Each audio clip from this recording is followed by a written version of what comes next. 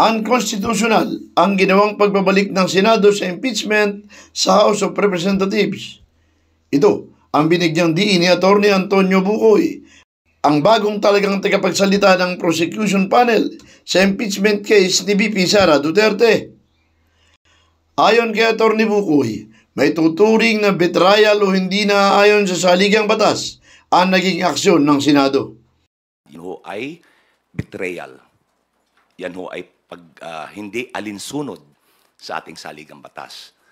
Paglilinaw pa ni Atty. Bucoy na kung ang tinutukoy ay ang mosyon ni Senator Bato de la Rosa.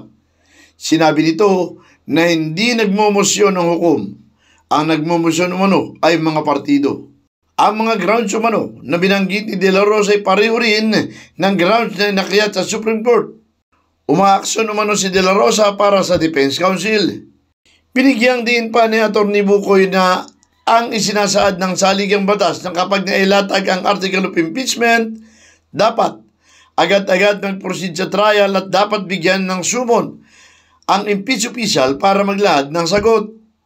Kung ang nasasakdal naman umano ay hindi pwedeng maglahad ng motion to dismiss, lalo't higit ang hukom.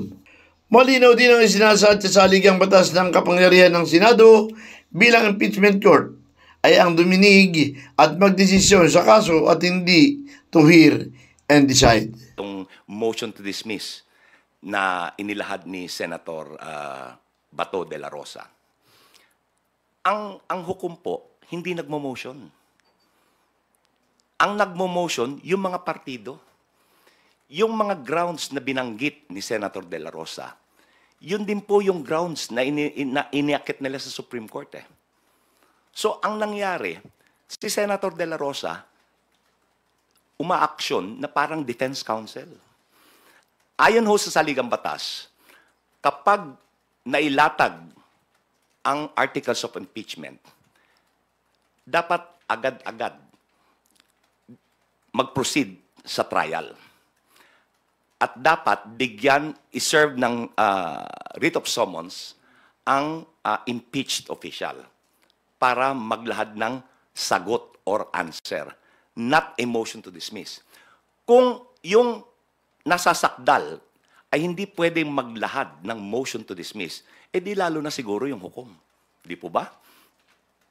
Dahil ang sinabi po ng saligang batas, ang kapangyarihan ay to try and decide the case.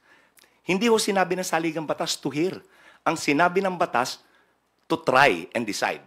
Felix Tambongco, The Observer News.